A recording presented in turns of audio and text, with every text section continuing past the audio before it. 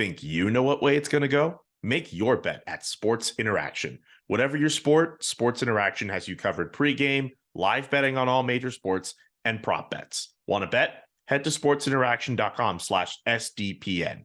19 and over, please play responsibly. I mentioned some Eastern Conference teams in the buyers. I got to mention at least one Western Conference team. Let's go to Edmonton, because that's always an intriguing situation when you have two of the best players in the world and you're trying to maximize that window as best as you can. Two of the best players in the world and not a ton of cap space. And, that doesn't make them alone, but they are particularly squeezed depending on what goes on with some of their injured players that are currently on LTI. They're in the market for a left shot defenseman. I think that they are combing that market. I don't think that they've settled on one target per se. The Oilers actually are one of the teams. They were in Vegas this week having pro scouting meetings. So they're still kind of working through their process, but they feel that they have to shore up a little bit defensively. It's that's been, if they have a weakness, it's that weakness. I mean, look how many players they have that are scoring at better than a point per game. I mean, Zach Hyman's having the season of his career. Ryan Nugent-Hopkins is having a big year too. And then plus you've got McDavid and Draisaitl at the top of the food chain on the scoring list. And so, I do think that they're focused largely on the blue line. Maybe a depth move in their forward group. And I also look for them potentially to move Jesse Puljujarvi. I know we've talked about this a little bit in the past, but it just feels like one way or another, Puljujarvi's time is running short in Edmonton. Maybe the move doesn't happen at this deadline. It might be a summer transaction, but if you look for ways that they might be able to create some flexibility cap wise to go out and do other things, I think, getting rid of all or most of Puljujarvi's cap commitment would be one way they might do that.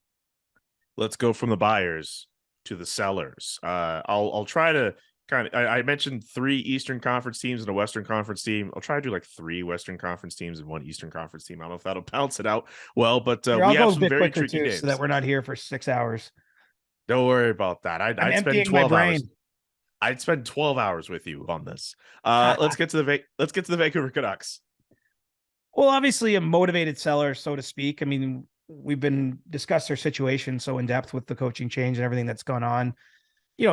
Figuring out what they do with Bo Horvat is first and foremost here. I mean, there's still a world where they try to re-sign him, I believe, before the deadline. But the writing's kind of on the wall, and Jim Rutherford's acknowledged that publicly. That Bo Horvat's having such a big season, on the precipice of setting a new career best in goals already, even with 35 games to play or whatever's left in the year. And so, once they figure out how that's going to go, I think that it will set the course for everything else. But Horvat's someone who certainly has interest from other teams. We've even heard some more off the board teams like Seattle, for example, having some interest in Horvat. I could see Carolina being a fit potentially for Horvat, depending what the price is. And again, is he maybe signing an extension there? Does his agent Pat Morris get that kind of permission? As of yet, he doesn't have permission to speak to other teams, but that could change in the weeks ahead. Beyond that, Vancouver has Luke Schenn, who I think will be, he's the perfect deadline acquisition, frankly. I mean, he's still shouldering a pretty big load in the league at his age. Like, just, you couldn't have a more top tier guy.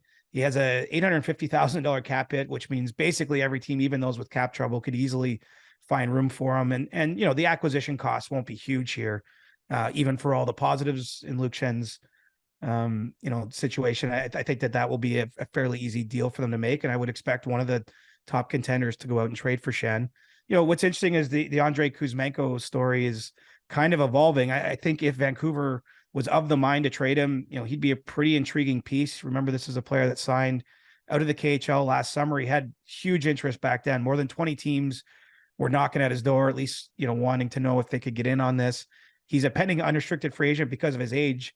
And he's almost a point per game player in his first NHL season, really benefiting playing from Elias Pettersson, I think this year, but has offensive ability.